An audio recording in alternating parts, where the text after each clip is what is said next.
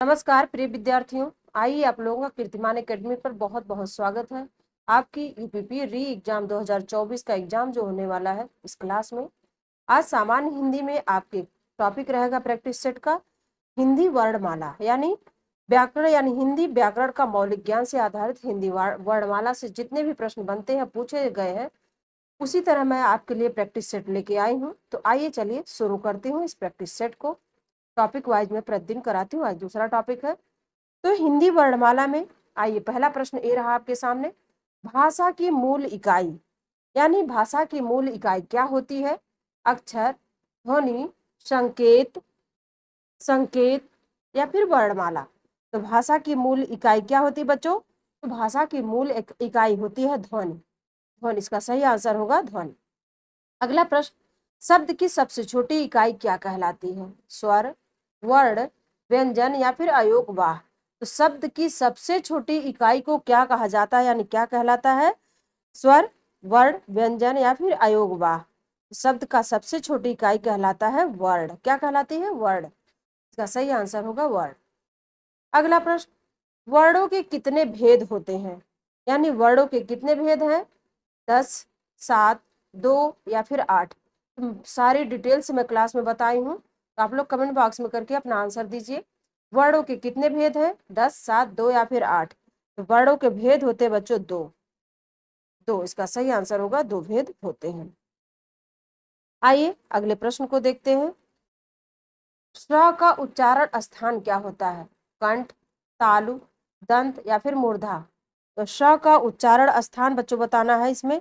तो स का उच्चारण यानी बड़ा सा का उच्चारण स्थान होता है तालु। तालु इसका सही आंसर होगा तालु। आइए अगले प्रश्न को देखते हैं। कौन से शब्द में र व्यंजन नहीं है? यानी इनमें से किस शब्द में र व्यंजन नहीं है? मात्र, मूर्धा, क्रम या फिर मातृभूमि। तो किस शब्द में र व्यंजन नहीं है?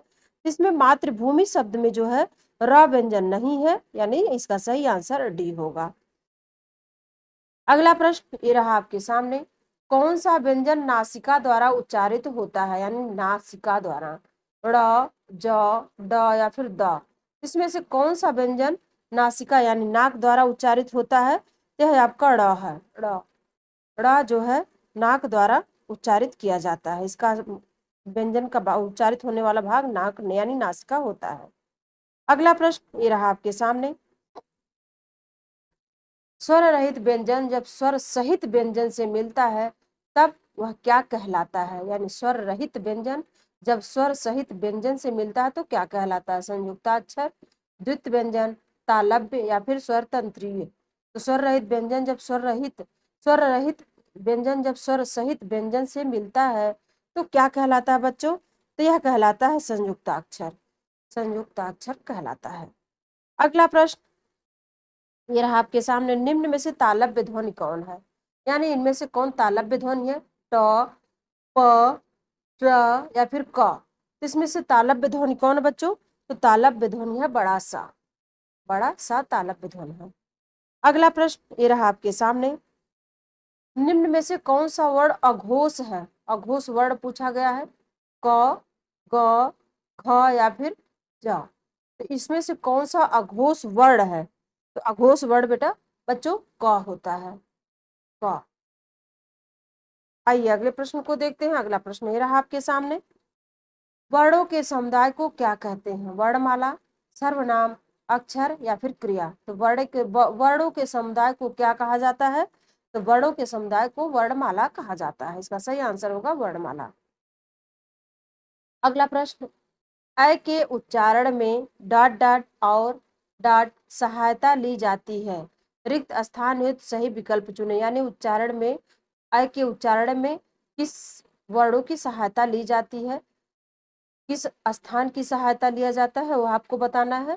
तो अ के उच्चारण स्थान छंद ताल, इच्च यस ताल, कंठ ताल या फिर दंत ओष्ठ। तो अ के उच्चारण में किस स्थान का सहयोग लिया जाता है?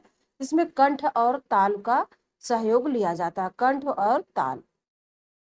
अगला प्रश्न, जिन वर्णों का उच्चारण स्वतंत्र होता है उन्हें क्या कहा जाता है?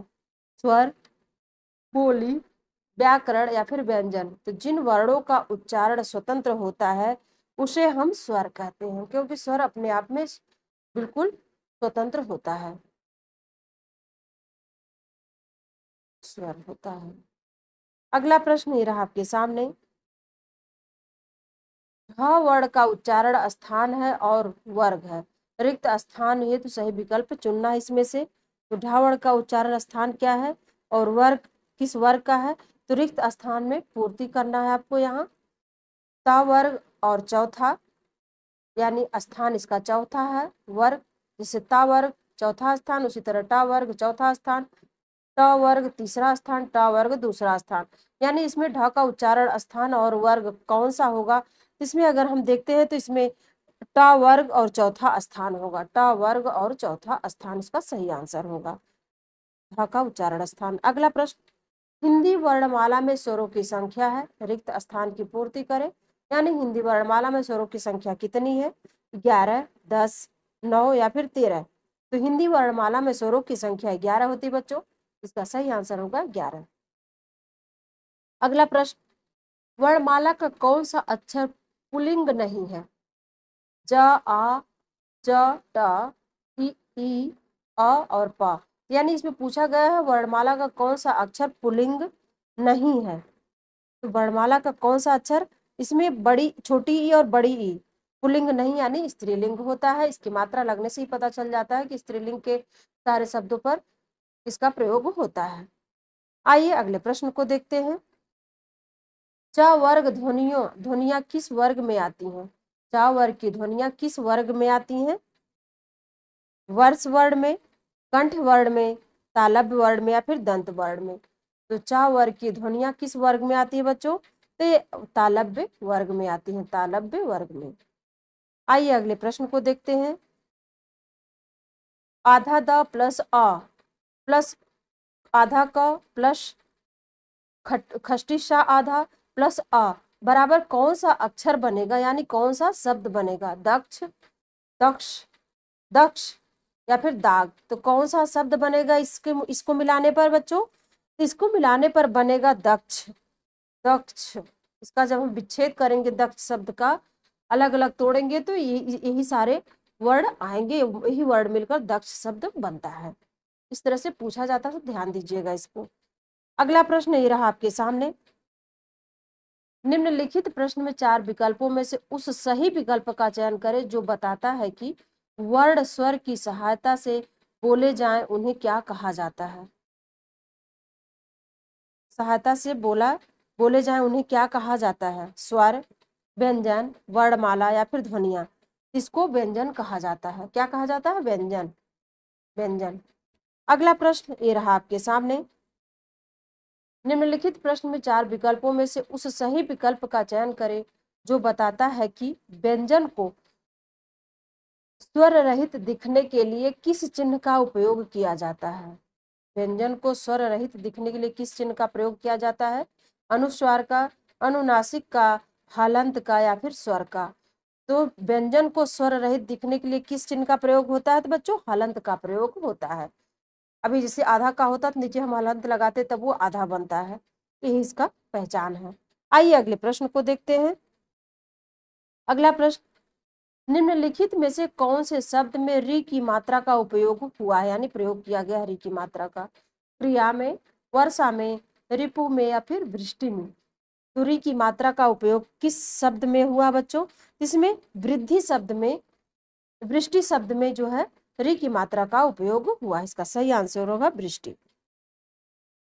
तो ये था आज का प्रैक्टिस क्वेश्चन वर्णमाला टॉपिक से। तो आप लोग इसको तब तक प्रैक्टिस करते रहिए, पढ़ते रहिए, स्वस्थ रहिए। फिर मिलूंगी अगले क्लास में एक नई टॉपिक के प्रैक्टिस सेट के साथ। तब तक के लिए नमस्कार।